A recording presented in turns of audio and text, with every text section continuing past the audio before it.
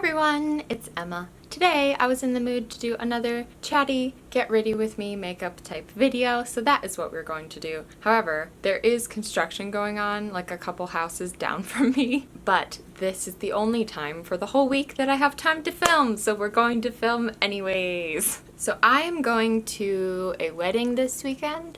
I haven't decided yet how I'm gonna do my makeup, so this is kind of also going to be a test for that. For the past week, maybe week and a half, I have been constantly surrounded by people. I've just had a lot of different friends to hang out with. That's kind of how it works where I live, because in the summer people come home from college or they just have more time, so they come to visit. So I've seen multiple friends that I hadn't seen in a long time within the past week. And you guys know that I'm very much so an introvert. So usually I think with this amount of social interaction and this amount of like different friend groups that I'm seeing, I would feel really drained by now. And I was just kind of noticing that I don't feel as drained as I used to. I noticed this when I went to VidCon a couple weeks ago as well, that I just had so much more energy, the ability to have so many more social interactions than normal. And at the end of the day, I didn't feel like, oh gosh, I just can't wait to be alone in my hotel room. Being home and after Book Expo and not being in New York, I've actually really missed having friends around and like having people to go hang out with every day. So I was noticing this and thinking about the fact that I am not able to put this on and talk at the same time.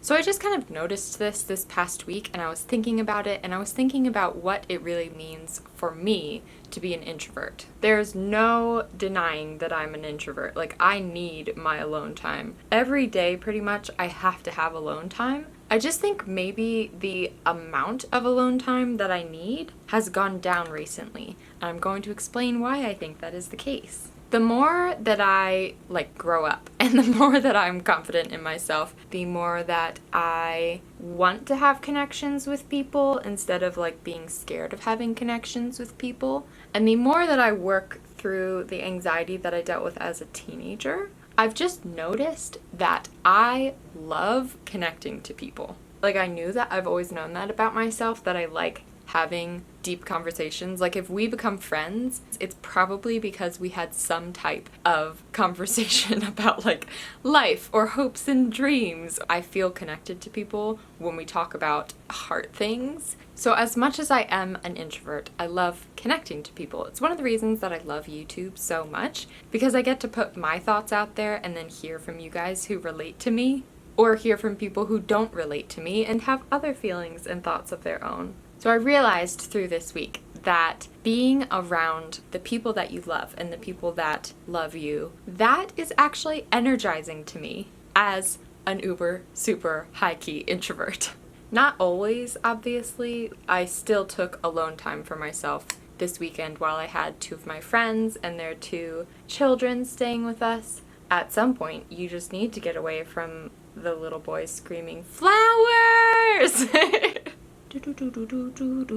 For me personally, it is different to be around my friends and to be around loved ones than mass groups of people that I don't know very well. Meeting new people is still really draining for me, although I push myself to do it because I do love that as well. It's just more challenging.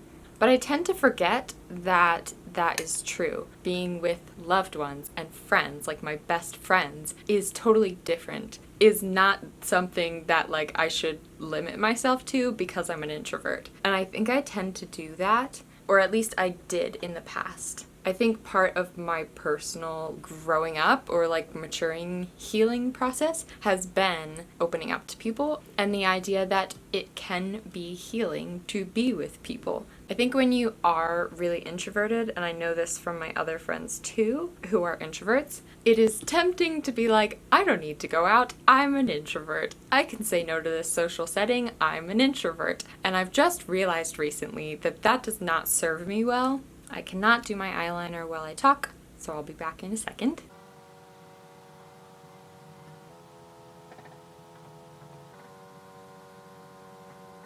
Okay, I feel like there's a point in I was about to say everyone's makeup process, but that is totally made up. I have no idea if anyone else feels like this. For me, there's always a point in my like daily makeup routine where I hit a certain point and I'm like, oh yes, this is what my makeup looks like, and the eyeliner is that point. So what was I talking about? I think I was about to say that I've just been thinking about this stuff this week as I am around a lot of friends, as I am having a lot of social interaction. Like, I haven't been meeting new people. I've just been hanging out with people who are like, I've known since I was like 12 or 3. So I've been thinking about that difference between being an introvert and knowing yourself and taking care of yourself and letting yourself have alone time, but also knowing that community and having friends and having deep connections is a good thing, and that it's a very healing thing, and that letting people into your space, like sometimes I think it feels like maybe it's too much for my introverted self, but what it really is that I'm scared of being vulnerable, and I do not think I should let myself get away with using being an introvert as an excuse to not be vulnerable, because personally for me, I know that when I'm letting myself be vulnerable, I'm happier. Even though it is scary at first, I definitely know that I'm happiest when I let myself be vulnerable, and let myself open up to new friends and let myself open up to people who love me. But I think that vulnerability is like an entire video in and of itself. Maybe that will be my next chatty get ready with me, is how to be vulnerable. Although I must say I have not quite figured it out. I keep getting mascara on my face today. Just one of those days. Okay, my eyes are done, but I have not finished my face and I've run out of things to say. So I'm gonna go do that off camera and then I'll come back and end this video.